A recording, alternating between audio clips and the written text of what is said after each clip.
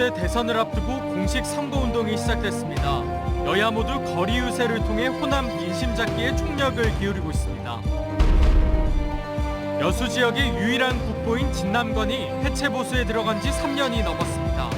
내년 말쯤 일반에 공개될 예정인 가운데 주변 전라저수용 동원 복원 사업도 함께 진행되고 있습니다.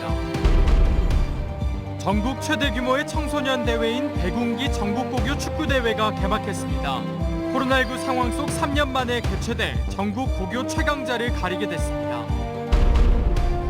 장흥에서 5살 조카를 폭행하고 숨지게 한 친부모가 경찰에 붙잡혔습니다. 숨진 조카의 몸에서는 폭행 흔적으로 의심되는 여러 곳의 멍자국이 발견됐습니다. 안녕하십니까. 화요일 밤 여수 MBC 뉴스데스크입니다. 전남 동부권에서 이틀간 발생한 코로나19 신규 확진자는 1,092명입니다. 방역당국은 어제 여수에서 200명, 순천에서 164명, 광양 59명, 고흥에서 25명이 신규 확진됐으며 대부분 가족과 지인 등 기존 확진자와의 접촉으로 바이러스에 감염됐다고 설명했습니다. 또 오늘 오후 4시 기준으로는 여수에서 270명, 순천에서 230명, 광양 120명, 고흥에서 24명이 추가 확진됐습니다. 방역당국은 지역 내 감염 비율이 절반 이상이라며 사적 모임과 외출을 최대한 자제해달라고 당부했습니다. 대선 공식 선거운동 첫날 본격적인 대선 레이스가 시작됐습니다. 민주당은 이낙연 위원장을 내세워 호남 지지층 결집에 나섰고 국민의힘은 전동 킥보드를 활용한 유세로 청년층 공략에 집중할 예정입니다. 심상정 후보는 첫 일정으로 호남 방문을 선택했습니다. 송정근 기자입니다. 우리 송갑서 부관님부터 5.18 민주광장이 파란색으로 물들었습니다.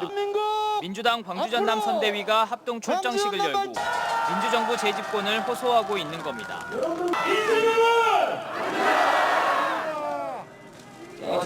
이 자리엔 광주 전남 국회의원들이 총출동해 시민들에게 큰절을 올렸습니다.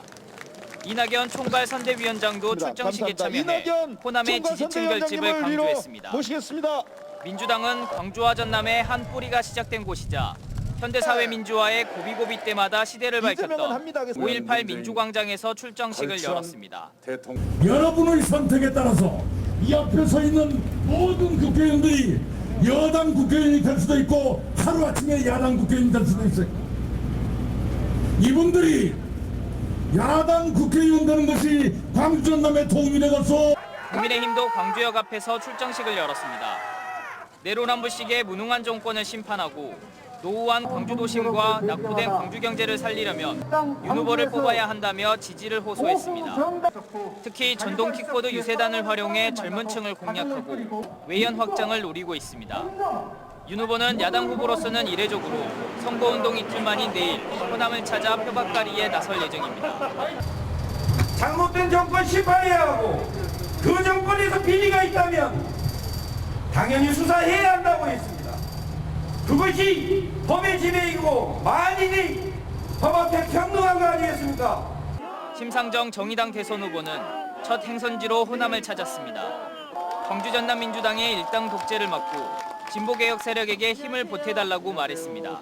새해 복 많이 받으시고 농사 잘 되시기 바랍니다. 네. 이건 누구가 됐든지 간에 국민 좀 살려주봐. 이 위기를 민주당과 기회로 바꿀 국민의힘은 사람. 목포 주요 거점 지역에서 선진국 각 후보들을 홍보하며 시민들의 지지를 호소했고 심상정 후보는 내일 목포와 영암을 돌며 거리 유세에 직접 나설 예정입니다. MBC 뉴스 송정근입니다. 이런 가운데 전남 동부권에서도 여야가 호남 민심 잡기에 총력을 기울이고 있습니다. 더불어민주당 여수갑과 순천 광양 곡성 구례갑 지역위원회는 오늘 이순신 광장과 의료원 로타리 등에서 집중 유세를 하며 4기 민주정부 출범을 위해 지역민들의 힘을 이재명 후보에게 모아달라고 호소했습니다. 국민의힘 여수와 순천 당협위원회도 여수 지역 곳곳을 누비며 윤석열 후보에 대한 지지를 호소했습니다. 심상정 정의당 후보는 내일 여수를 찾아 여천 NCC 사고 현장을 방문한 뒤 지역을 돌며 거리 유세에 나설 예정입니다. 여수 지역의 유일한 국보인 진남관은 지난 2013년 심각한 구조 불안정으로 전면 해체 보수가 결정됐습니다. 현재 전체 복원율은 68%로 당초 계획보다 완공 시기가 조금 늦어지고 있는데요. 내년 말쯤 일반에 공개될 예정입니다. 국보 진남관의 해체 복원 현장을 최우식 기자가 취재했습니다. 국보 제304호 진남관. 여수의 상징과도 같은 진남관은 건물 뒤틀림과 집안 하부 침식 등 구조적인 불안정으로 문화재 훼손이 우려돼 지난 2013년 전면 해체 보수가 결정됐습니다. 당초 경사재를 다진 다음 세워진 대형 목조 건축물인데다 일제강점기에는 학교로 사용되면서 변형됐습니다. 2018년 완전 해체됐고 현재는 초석 공사까지 마쳐 목부재 보존 처리와 침옥 공사가 진행되고 있으며 전체 공정률은 68%입니다. 총 사업비는 180억 원, 국비가 70% 지원돼 문화재청 기술지도 사업으로 추진되고 있습니다. 가설 덧집 안에는 그동안 진남관을 버텨온 기둥과 석가래, 주춧돌들이 당초 있었던 위치로의 복원을 앞두고 종류별로 가지런히 놓여 있습니다. 당초 오는 8월 공사가 마무리될 예정이었지만 전면 해체 후 발굴 조사와 복원을 병행하면서 일정이 다소 지연돼 내년 말에 끝납니다. 70여 개의 초석과 6천여 점에 달하는 목재, 부재의 재사용, 교체에 대한 정밀 진단과 보수 과정에 장기간 소요되었습니다. 내년 초 진남관 복원이 완료된 후 가설 덧집 해체와 주변을 정비하는 데에도 약 6개월 정도 소요 예상돼 2023년 말경 진남관을 선보일 듯합니다. 여수시는 현재 진남관의 완전 해체 보수와 함께 250억 원의 사업비를 들여 오는 2025년 완공을 목표로 전라 좌수형 동원 복원 사업도 진행하고 있습니다. 현존하는 국내 최대의 단층 목조 건물이자 임진왜란 당시 3도 수군 통제형으로 남해안을 호령하던 진남관의 웅장한 모습은 내년 말 다시 볼 수 있을 전망입니다. MBC 뉴스 최우식입니다. 전라남도가 올해 161만 톤의 온실가스를 감축하기로 했습니다.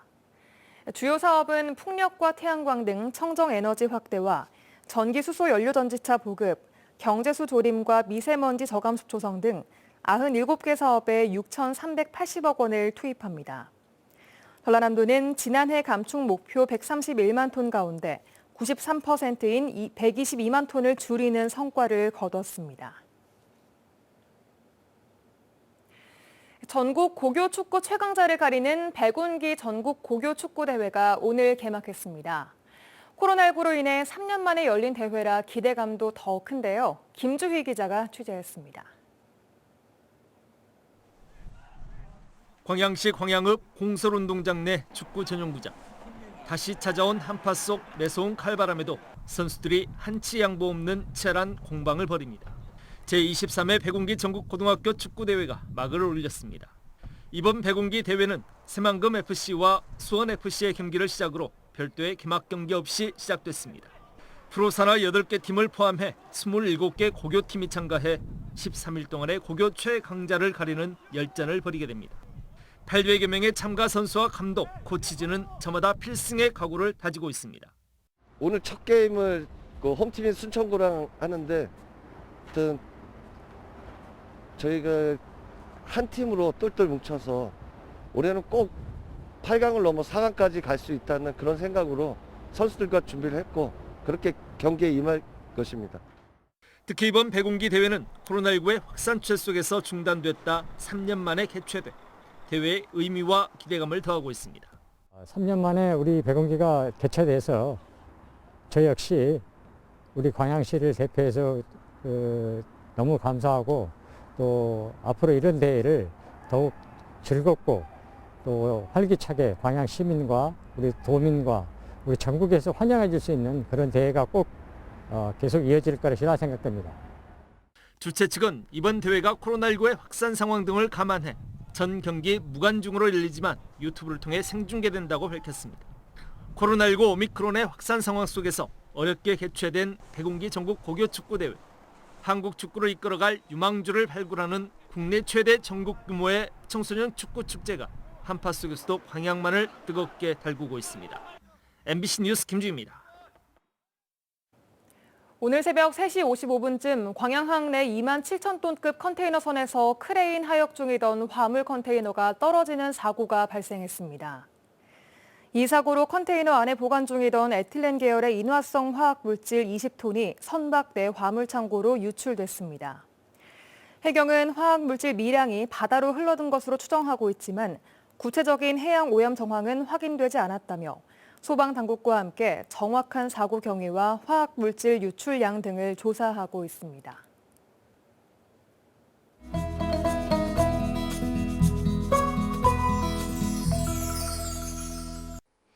여수 MBC AI 내일의 날씨입니다. 오늘 전남 동부 지역은 대체로 흐렸는데요. 동부권 4개 시군에는 건조주의보가 발효됐습니다. 내일 전남 동부 지역은 흐리고 눈이 내리는 곳이 있겠습니다. 한낮 기온도 많이 떨어져 쌀쌀하겠습니다. 여수가 영하 3에서 2도, 순천 영하 3에서 1도, 광양과 고흥 영하 3에서 2도의 기온 분포를 보이겠습니다. 내일 광주는 영하 3에서 0도, 목포는 영하 3에서 영하 1도를 보이겠습니다. 내일 남해서부 해상은 대체로 구름 많은 가운데 눈이 내리겠습니다. 파도는 남해서부 앞바다에서 1.5에서 3m, 먼바다에서 1.5에서 4m로 일겠습니다. 추위는 모레인 금요일 오전까지 이어지다가 낮부터 풀리겠습니다. 아침 저녁으로 일교차가 큰 만큼 건강관리에 유의하셔야겠습니다. 지금까지 AI 날씨였습니다. 5살 조카를 폭행하고 방치해 숨지게 한 40대 고모가 경찰에 긴급 체포됐습니다. 아이의 몸 곳곳에선 멍자국 등 폭행의 흔적이 발견됐습니다. 양정원 기자가 취재했습니다. 전남 장흥의 한 아파트. 어젯밤 6시 20분쯤 5살 A양이 화장실에서 쓰러진 상태로 발견돼 병원으로 옮겨졌지만 숨졌습니다. 어린아이가 쓰러졌다는 신고로 저희가 간 겁니다. 현장 도착했을 때 심정지 상태였습니다. A양 몸 곳곳에서는 폭행 흔적으로 의심되는 멍자국이 발견됐습니다. 피해 아동은 지난해 9월부터 수개월째 고모와 함께 살고 있는 것으로 확인됐습니다. 애가 좀 나타났더라고요. 아들만 둘이 있었는데 애가 조금 표정이 좀 어둡게 생각이 들었었어요. 경찰은 A양을 폭행하고 방치해 숨지게 한 고모 41살 이모 씨를 아동학대 치사 혐의로 긴급 체포했습니다. 체포 당시 이 씨는 아이를 폭행했다는 사실을 일부 인정했지만 지금은 다시 화장실에서 미끄러져 다쳤다며 A양 폭행 사실을 부인하고 있는 것으로 알려졌습니다. 조사도 해보고 더 증거를 저희가 지금 해가지고 일단 고의에 의한 폭행이 있었는지 뭐 이런 부분은 그 부검이라든가 이거를 해보고 경찰은 부검을 통해 A양의 정확한 사인과 범행 경위 등을 조사한 뒤 고모 이 씨에 대한 구속영장을 신청할 계획입니다. MBC 뉴스 양정은입니다. 여수시의 희망 2022 나눔 캠페인의 모금액이 13억 7,078만 원으로 역대 최고액을 기록했습니다.